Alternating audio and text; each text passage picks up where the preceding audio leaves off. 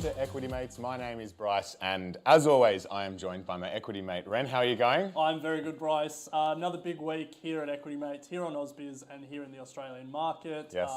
We are knee-deep in reporting season. Yeah. Some very interesting companies have told us how they're going.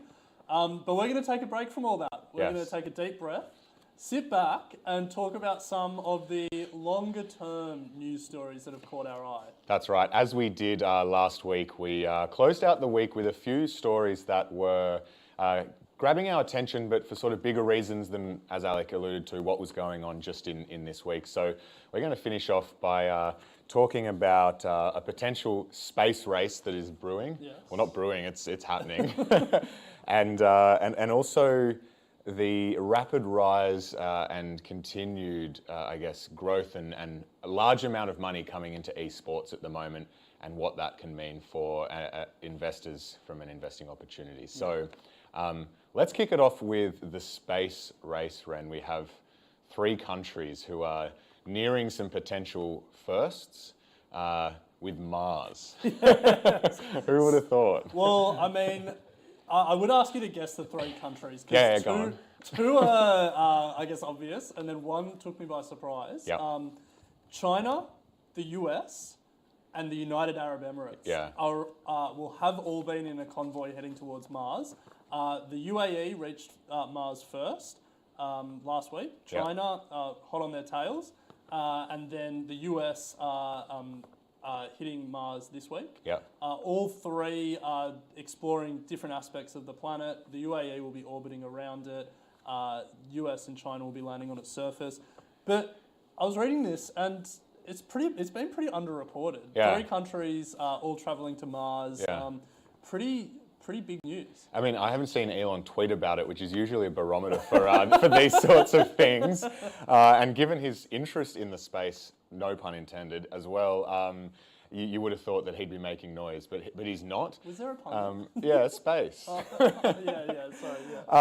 So yeah, you're right. It is a first for all of these countries. It's the first foray into deep space for United Arab Emirates. In terms of China, it's their first independent attempt to land on Mars, and for the States, it is their first deployment of a Martian helicopter. Yeah. Also, the US's 9th time landing on the Martian surface. Yeah. Didn't know they'd been there 9 times. No, they've kept that very quiet. Yeah. Now, the question is, like, this is cool, but, you know, we're on a finance channel, we're an investing show. Why does it matter? And I think we've all seen that the space stocks have done incredibly well in 2020. They've been a big part of the SPAC boom over in the US. A lot of space companies being taken public. None more notable than Virgin Galactic in 2019.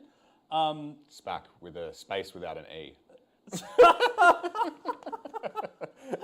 But I think I'm just going to ignore that. I think a really interesting thing is the question: are we entering a second space race? Yeah. The amount of countries that are finding ways to get into space, like the UAE, is just growing. And then we've also got these private companies like SpaceX, like Blue Origin, like Virgin Galactic, all making plays to carve out their niche in the space economy, I guess. So it's a really interesting time, and it's a really interesting sector to watch. We'll talk about some of the ways to invest in it, but I think when we think about why there might be a space race, 2 reasons. First of all, more of our critical infrastructure is going into space. The amount of satellites going up is growing exponentially. Micro satellites are becoming a thing. Elon's trying to do broadband from space with Starlink. Yeah. But then secondly, the resources in space. Yeah. This is the really interesting part of the conversation. When you look at the wealth that is obviously being built in the tech space at the moment, the question is, well, what's next? And rumors are that the first individual trillionaire is going to come from space exploration, and that's because there's some big lumps of stuff flying around out there that have a lot of value. So I've got a question for you, and I know that you haven't, well, I hope you haven't had a chance to research it before. NASA is looking to do an exploratory mission to an asteroid, hoping to get there by 2026. Okay. The asteroid is called 16 Psyche. Okay. Now, to give you some context, the global economy on Earth is estimated to be worth a bit under $100 trillion. Okay. This asteroid is full of metal. How much do you think it's worth? How much do you think it's been estimated to be worth? Okay, for the sake of the game, I'm going to say double the value of world GDP or whatever the stat was. So 200 trillion. You're in the right track, but you're not even in the right ballpark. No way. The estimate. I'm in space, of course. The estimate is that this asteroid, 16 Psyche, based on current Earth prices for these metals, has 10,000 quadrillion dollars worth of metal on it. Yeah. So then that is unbelievable. It is Firstly, unbelievable. how have you almost don't believe it. Yeah, I don't believe that. Firstly, how have they figured that out, and what is this type of metal? Like, is it something that we can use? Yeah, I think it's like gold, iron, a bunch of stuff that we're familiar with. Wow, Yeah. wow. So I guess the lesson there is stay tuned. It shouldn't be the Virgin Galactics that we're looking at. It should be Rio Tinto or BHP trying to find some way of getting up to that asteroid. But yeah, I think to bring it back to the investing context, that's why this is such an interesting discussion. Yeah. Because the resources there, if they can be commercialized, and there's so many ifs there, but the payoff is huge. Yeah. And so there's a number of ways you can invest in it. You know, there's a number of individual companies, but there's also some ETFs that you've been looking at. Yeah, we found 3 ETFs. There's the SPD Kensho Final Frontiers ETF. The ticker for that is ROKT. iShares US Aerospace and Defense. That is ITA, the ticker. And of course, someone had to have a ticker UFO. That is Procure Space ETF. So all over in the United States, but 3 ETFs to give you some exposure to what is going on out in space at the moment. But and pretty safe guess that there will be a 4th ETF coming very soon. Cathie Wood and ARK. Yeah. You know, they love getting on a hot trend and making an ETF around it. Yes, 2021, the year of the ARK Space ETF. Absolutely. I don't think that's a bold prediction. So watch this space, but bringing it back to Earth and to our second story for Thursday, and that is the American teams paying millions to attract the star esports gamers from Asia and Europe to come and join the teams to hopefully win some of the big trophies that are out there in the esports world, Ren. So big numbers. Yeah. Now, I know you were a big gamer back in the day, and I know your parents would often say to you, put the video games down, they'll never get you a job. I wish they did. I wish they did, because now I would be a gamer. You can call them up and tell them that they were wrong, because the big takeaway is that esports are looking more and more like normal, like I was about to say normal sports or real sports. I'm not going to say that. Don't say it. They're looking more and more like outdoor sports. Yes, yeah. You know, we're used to seeing the big contracts in the NFL. I saw today Tom Brady he's made about $230 million on field. Lionel Messi is looking to, over the next 4 years, take away almost $1 billion. So huge money there, but we're starting to see esports really pay top dollar for some of the best, gamers to come, and, you know, some of them are training 18 hours a day to be professional sports. And you've got 18-year-olds on contracts of many millions over only a couple of years. So pretty phenomenal. Well, they're not quite on Lionel Messi money yet, No. But a record contract was signed in the US recently, $6 million over 2 years, which was a record for the esports industry. The average salary for a starting esports player has gone from 300 grand to 460 grand in the last 2 years. So the money is starting to come into the sport. Yeah. And if you're wondering why that is the case, I've got some stats for you here. 4 million people watched the AFL Grand Final. Gee, that's good. 22 million watched the Champions League Football Grand Final. Yeah. 96 million watched the Super Bowl this year. Yeah. How many? Every year there's a League of Legends World Championships. Yeah, the LOL. The LOL Championships, yeah. How many people do you reckon watch that?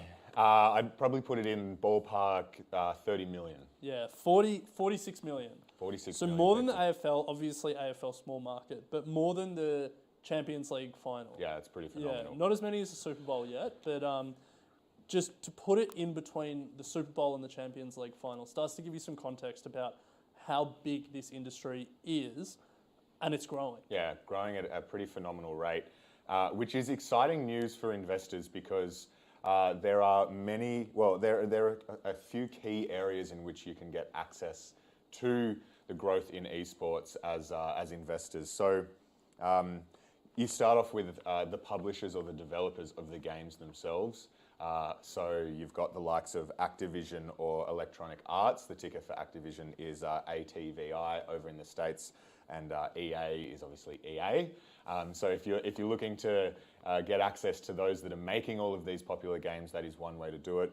Equally, there's then the media and streaming platforms, and I think this is where they have a huge advantage over the likes of the Super Bowl or the Champions Leagues, traditionally sports that you would go and watch either on TV or whatnot. But these companies are nailing the free-to-air, not free-to-air, but the streaming through Twitch, etc. So, well, Twitch is owned by Amazon. Amazon, for those there you go. who aren't familiar, it's probably the biggest streaming platform for gamers. Yeah, massive. Yeah. You've got a couple of others here that I honestly have never heard of. Never heard of, but if I was looking at who are the biggest media or streaming platforms, and these are two Chinese companies.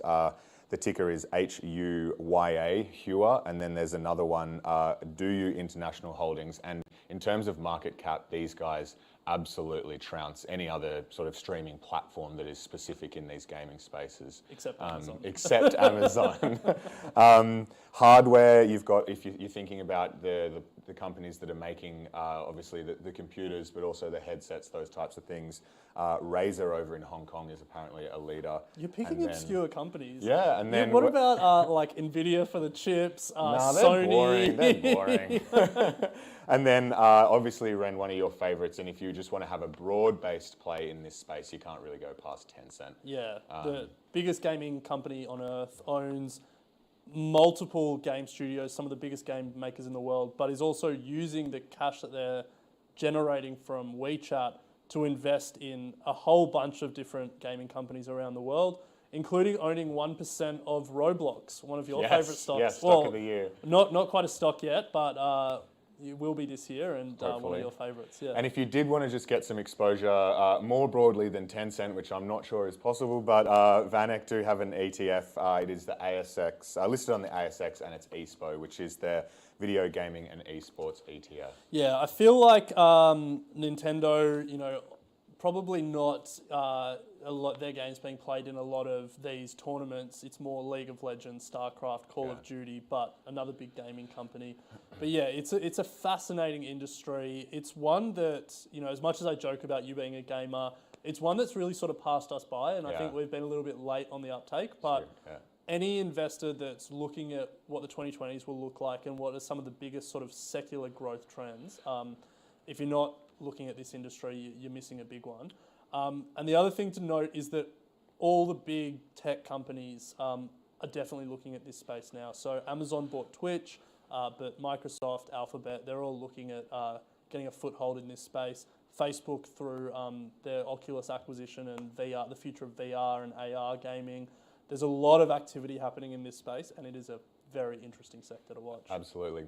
Well, I wonder what year we will see esports eclipse the Super Bowl. That will be pretty fascinating. Maybe a bold prediction for next year, Ren. But that brings us to the end of another week of Equity Mates. We've had a ball as usual. If you want more information on us, as always, head to equitymates.com.au or shoot us an email at contact@equitymates.com. But Ren, as always, looking forward to a big week next week. Yeah. Well, this is the official end of Bryce's week. He takes Fridays off to go and play golf. So we'll see. We'll be back next Monday to break down more reporting season and to talk about some of the big news stories that have caught our eye, as well as speaking to some of the best investors in Australia and picking their brains and finding some companies on their watch list. So have a good weekend, everyone, and can't wait to see you next week. Bye-bye.